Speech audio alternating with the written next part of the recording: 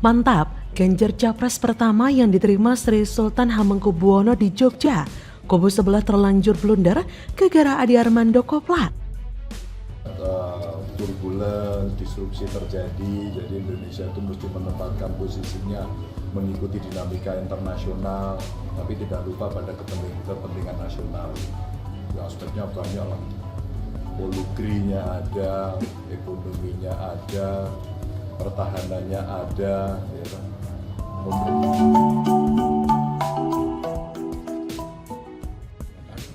Dinasti atau tidak, ya terserah dari sisi mana masyarakat melihatnya. Yang penting bagi kita di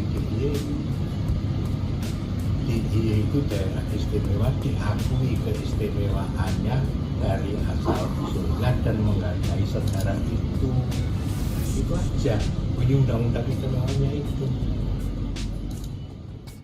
Halo, selamat datang di channel Redaksi Jurnal. Capres nomor urut 3 Ganjar Pranowo yang juga diusung oleh Partai PDIP, Hanura, Perindo bersilaturahmi ke Sri Sultan Hamengkubuwono X di kantor Gubernur Daerah Istimewa Yogyakarta, Rabu 27 Desember. Mantan Gubernur Jateng 2 periode itu menjadi capres pertama yang sowan ke Ngarso Dalem. Dalam pertemuan dengan Sri Sultan Hamengkubuwono, Ganjar mengaku membahas ihwal situasi bangsa.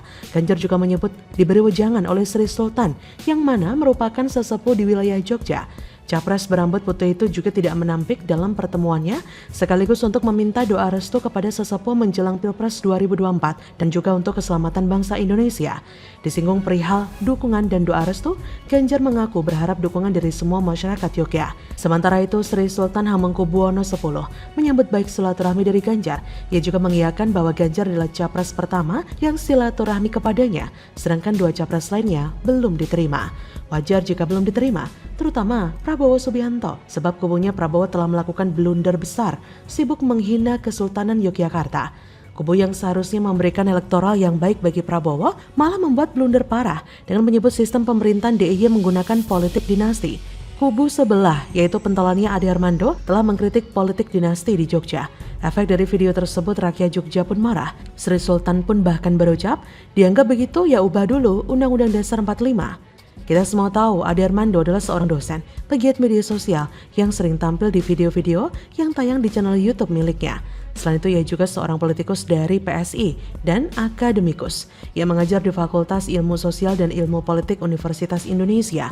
Yang menjadi pertanyaan, apakah Adi Armando seorang dosen yang basicnya ilmu sosial tidak paham dengan sejarah kerajaan Jogja? Melihat hal ini tentu wajar jika Sri Sultan Hamengkubuwono X hanya menerima Ganjar saja, karena hanya Ganjarlah capres yang paham akan makna sejarah, etika, dan sopan santun. Tentu melihat hal ini, suara Prabowo akan gembos di Jogja dan sulit mendapat suara dari wilayah Jogja. Bahkan capres yang diterima pertama kali oleh Sri Sultan akan menjadi presiden. Hal ini seperti yang terjadi pada Pilpres 2014 dan 2019. Pada pemilu 2014 hanya 2 capres yang bertanding, yaitu Jokowi dan Prabowo. Saat itu, kedua capres juga melakukan tradisi yang sama dengan mendatangi Sri Sultan Hamengkubuwono X di Yogyakarta. Jokowi lebih dulu datang pada 2 Juni 2014. Barulah sebulan kemudian, 1 Juli, Prabowo menyusul mendatangi Sultan. Keduanya saat itu sama-sama diterima di Keraton Kilen Yogyakarta. Dan pada pemilu 2014, bukan kebetulan capres yang menang adalah yang lebih dulu mendatangi Sultan, yaitu Joko Widodo. Kemudian pada pemilu 2019, Jokowi dan Prabowo kembali bertemu untuk memperebutkan kursi RI 1. Keduanya lagi-lagi juga melakukan tradisi yang sama, mendatangi Sultan Hamengkubuwono.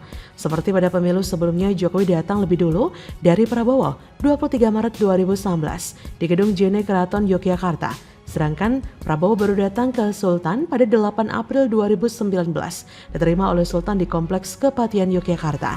Lagi-lagi, Jokowi yang saat itu lebih dulu mendatangi Sultan memenangkan kontestasi pemilihan presiden. Kemenangan Jokowi ini melanjutkan tren bahwa capres yang memenangkan pemilu adalah yang lebih awal datang menemui Sultan. Tentu kita harus melihat hasil akhir di pemilu nanti ya, tapi melihat cocok logi ini akan membuat kubu Prabowo semakin panik. Jadi bagaimana menurut Anda?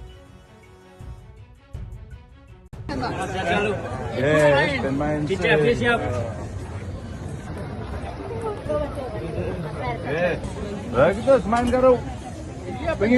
Yang pertama Cianjur, itu kita mau sowan ya ke ke pesantren, kemudian juga bertemu dengan UMKM, dan kita juga nanti akan melihat sekaligus menggali potensi yang ada di sana seperti mungkin desa wisatanya, kulinernya, apa yang perlu kita dengarkan, termasuk salah satunya bertemu langsung dengan masyarakat melalui yang kita temui seperti di pasar dan sebagainya, Mbak. Smash pingpong di depan kantor Gibran. Solo all out sambut Bu Atiko dan dukung Ganjar Presiden. Makin solid, kubu Prabowo makin panik.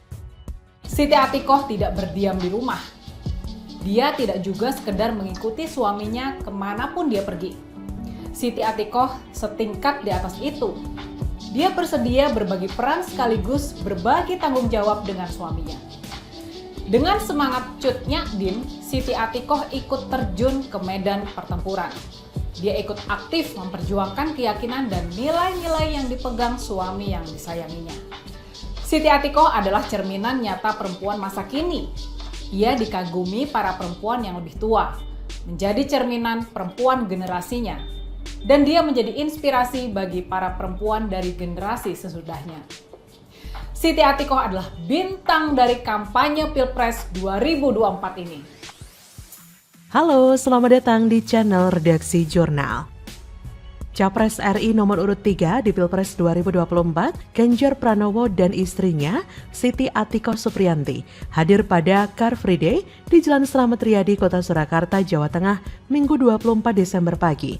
Kehadiran Ganjar dan Siti Atikoh membuat suasana CFD semakin meriah dari biasanya. Keduanya pun dikerumuni warga yang tengah mengikuti CFD. Ganjar tampak mengenakan pakaian olahraga bernuansa hitam dan topi putih, sementara Atikoh mengenakan jersey warna merah marun, jilbab coklat, serta training dengan warna yang sama dipakai sang suami.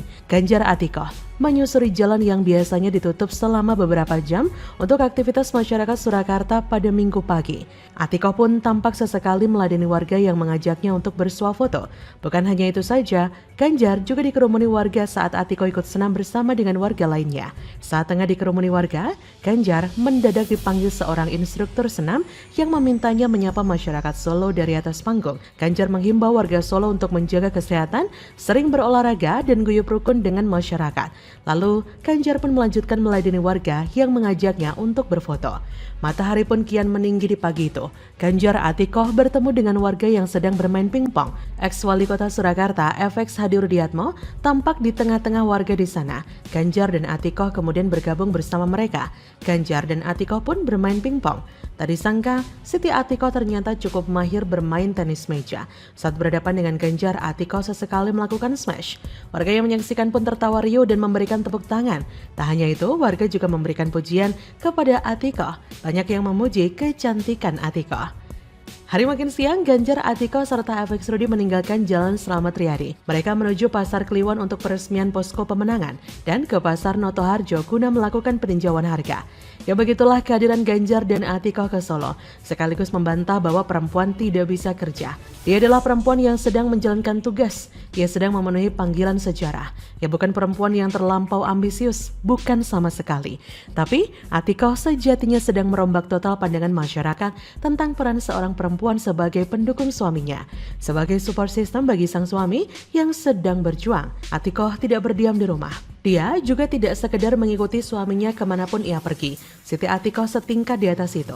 Ia bersedia berbagi peran sekaligus berbagi tanggung jawab dengan suaminya. Dengan semangat Cut Nyak Dien, Siti Atikoh ikut terjun ke medan pertempuran. Dia ikut aktif memperjuangkan keyakinan dan nilai-nilai yang disayanginya. Siti Atikoh bukti nyata perempuan masa kini.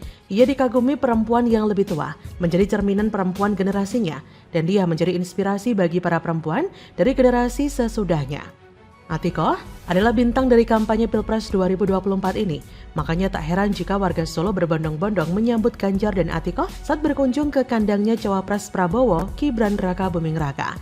Sambutan itu pun semakin membuktikan jika warga-warga Solo sudah pintar dan tidak mau dibikin bego sama anak nepotisme, melainkan ingin negara ini lebih maju lewat keberadaan Ganjar sebagai Presiden RI pada 2024. Masyarakat Solo juga nggak mau Gibran yang merupakan anak nepotisme yang merupakan anaknya Presiden Jokowi mendapat privilege lewat jalur om di Mahkamah Konstitusi. Sambutan kepada Ganjar memang luar biasa dan menjadi sebuah hal yang paling baik dilakukan oleh masyarakat Indonesia karena Solo adalah daerah yang toleran dan di bawah Ganjar, Solo akan berkembang. Bagaimana menurut Anda?